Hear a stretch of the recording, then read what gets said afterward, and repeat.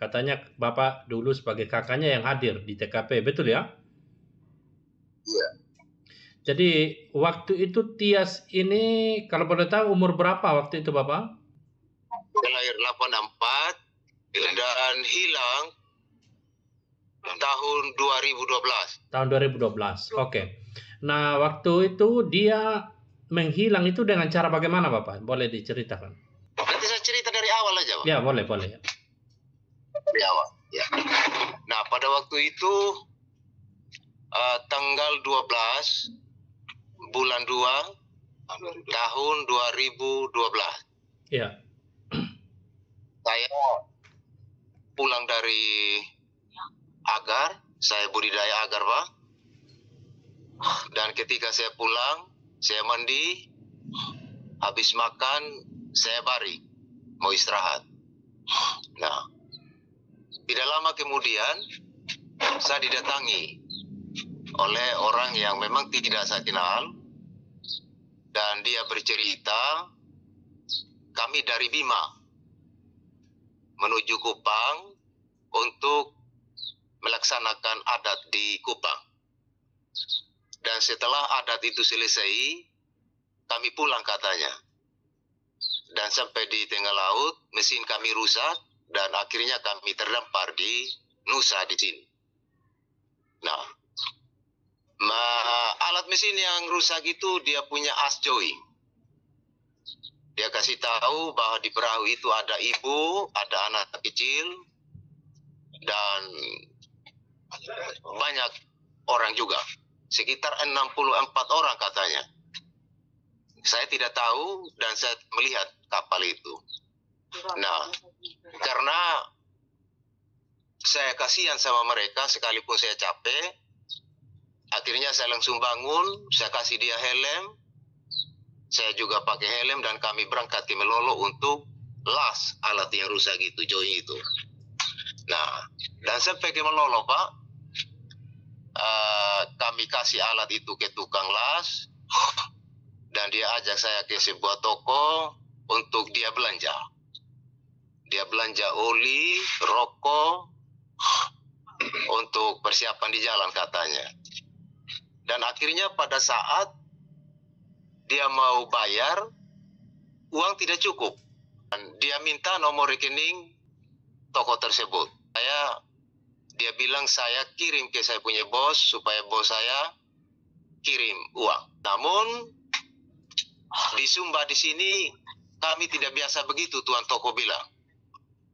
Nah, akhirnya karena saya kesian, karena dia mau buru-buru juga, terburu dari air akan surut sebentar, perahunya akan kandas.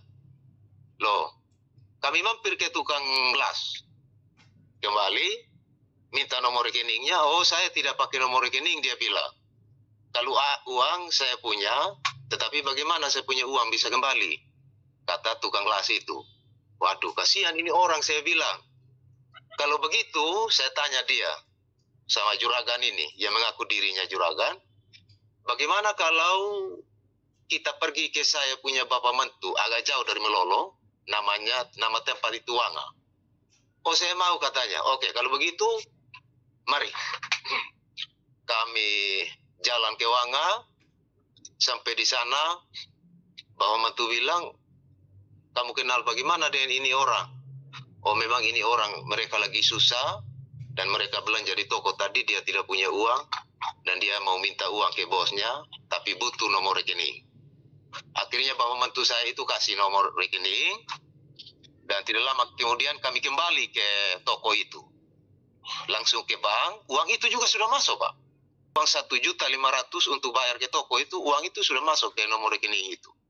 Akhirnya dia ambil, dia bayar di sana.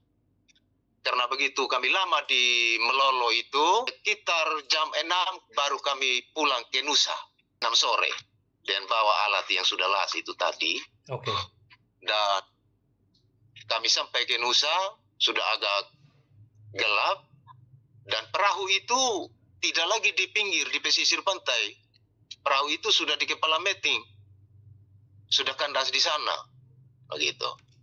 Jadi ketika mau pergi ke perahu besar itu, pakai sampan fiber. Sampan fiber ini, adik saya juga dia mau bantu pergi pasang ini alat, ini Matias ini. Saya bilang tidak usah pergi, karena memang kunci-kuncinya tidak ada, untuk apa kamu pergi? Lo tidak tahu, dia pergi ke omnya, pinjam kunci. Dan akhirnya dia sama-sama dengan juragan ini ke perahu itu. Kami pikir ya biasa-biasa saja. Kami tidak ada curiga ini itu. Kami biasa-biasa saja di rumah. Dia tidak pulang ke rumah. Sampai malam itu kita tidak punya curiga apa-apa. Kami pikir dia hanya sementara bantu mereka saja di perahu itu. Nah, pada sekitar jam 10 malam atau 9 malam, polisi datang. Polisi datang untuk cari tahu ini perahu. Namun ini perahu ini tidak di pinggir, karena dia di kepala meeting. Polisi juga tidak berbuat apa-apa pada waktu itu. Kalau memang demikian, polisi bilang kita tunggu sejak pagi. Nah, tunggu pagi, perahu itu sudah tidak ada, Pak. Sudah menghilang. Mereka sudah pergi. Nah, dan sejak saat itu sudah kami berusaha bagaimana untuk mencari tahu itu. Kami datang ke tim doa, ke para dukun, dan semua informasi yang kami peroleh sama.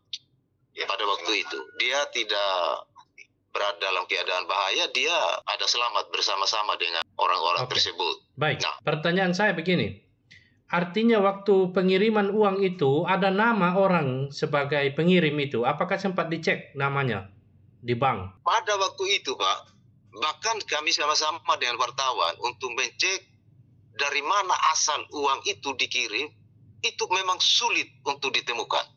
Pada waktu itu kami usaha waktu itu, Pak. Tidak, seharusnya tidak sulit. Kalau misalnya waktu itu kita lakukan print koran, jadi tinggal bawa buku, dilakukan print koran sesuai dengan bulan, tahun, dan tanggal, perkiraan di tanggal itu. Dari situ akan ada namanya pengirim. Iya. Ya, nah. Oh, kami melakukan begitu waktu itu. Baik, itu salah satu petunjuk. Salah satu petunjuk yang bisa dilakukan nanti kalau masih bisa diakses buku banknya Bapak sebagai tempat transfer uang itu, nanti bisa minta tolong ke pihak bank untuk bisa bantu untuk print koran di tahun, tanggal, dan bulannya. Kemudian pertanyaan saya kedua, apakah Bapak tahu nama orang itu selain? Tidak. Oke, nama kapalnya apakah tahu? Dia hanya mengaku bahwa dia asli orang Sumba Barat, Kodi. Cuman dia sudah lama merantau, begitu. Dia sudah punya anak istri di rantauan. Dia mengaku begitu, dan memang dia sempat berbicara bahasa daerah Kodi dengan anak-anak Kodi yang ada di tempat kami di sini. Kapal dia di dalam kapal itu sebagai apa? Sebagai penumpang atau sebagai kru kapal? Dia mengaku sebagai juragan, Pak. Juragan, baik. Apakah tahu nama kapalnya? Mutiara 2. Kurang jelas. Ada yang mengatakan bahwa itu adalah Mutiara 2 namanya. Baik. Pada waktu itu. Oke. Kemudian ada informasi apa lagi terkait dengan orang-orang yang ada di atas kapal itu? Mereka siapa-siapa saja? Apakah Bapak tahu? Nah, menurut informasi waktu saya pulang dari Melolo, bahwa di dalam kapal itu ada orang asing di dalamnya. Orang Rohingya? Kurang tahu, Pak. Tadi soalnya ada yang sebut itu orang Rohingya, makanya saya mau pastikan. Kurang tahu lagi, karena saya tidak sempat melihat mereka. Karena orang-orang di dalam kapal ini, mereka juga masih sempat turun. Kata mereka itu untuk belanja di kios-kios di sini. Siapa yang bilang kata mereka, yang bilang mereka turun ini siapa yang bilang gitu? Cuman ini anak ini lagi keluar dia. Kami mau panggil juga sebenarnya untuk bercerita. Mengenai orang-orang waktu mereka turun, yang mereka lihat orang-orang ini seperti apa? Mereka ada orang bule, ada orang Bima, atau orang Sumba, atau orang Kupang, atau seperti apa? Menurut pengakuannya, juragan itu sendiri dia mengaku sebagai orang Kodi, orang Sumba Barat. Ada satu anak yang mengaku bahwa saya anak dari Alor, masih muda dia. Yang lain ada orang Malaysia mungkin, ya, di dalam. Ada juga orang-orang yang putih kulit, ya. Mereka di dalam kapal cerita anak yang naik ke dalam kapal ini, mereka lihat bahwa kalau mereka makan itu masing-masing punya tempat masak masing-masing di kapal itu, sendiri-sendiri. Itu saya sempat tanya, apakah kamu lihat beras di dalam kapal? Tidak, katanya. Kamu lihat solar, bahan bakar untuk dalam perjalanan? Ya memang mungkin ada setengah jerigen, katanya. Loh, bagaimana orang bisa selamat ke tempat tujuan, saya bilang. Begitu toh sama mereka. Lalu kemudian begitu banyak baterai APC ini di kapal itu yang sudah lama-lama, kata. Kapalnya bagaimana? Menggunakan motor atau seperti apa? Dia menggunakan motor. Perkiraan ukuran berapa yang Bapak lihat? Lumayan besar kapalnya, Pak. Iya, kapal kayu dia. Kira-kira panjangnya berapa itu kalau yang Bapak lihat? Dia bisa 10 lebih meter panjangnya. Perkiraan sekitar 10 lebih meter panjangnya ya. Warna kapalnya? Ya mungkin dia kapal sudah lama juga. Jadi dia sudah agak pudar warnanya. Jadi kelihatannya seperti ke putih, warna putih begitu. Karena dia sudah pudar. Oke. Ada informasi lain lagi yang terkait dengan kapal ini dan orang-orang itu? Dari segi bahasa apa yang mereka gunakan selain dia pakai bahasa kodi tadi? Ada bahasa apa lagi? Tadi bilang mereka dari Bima.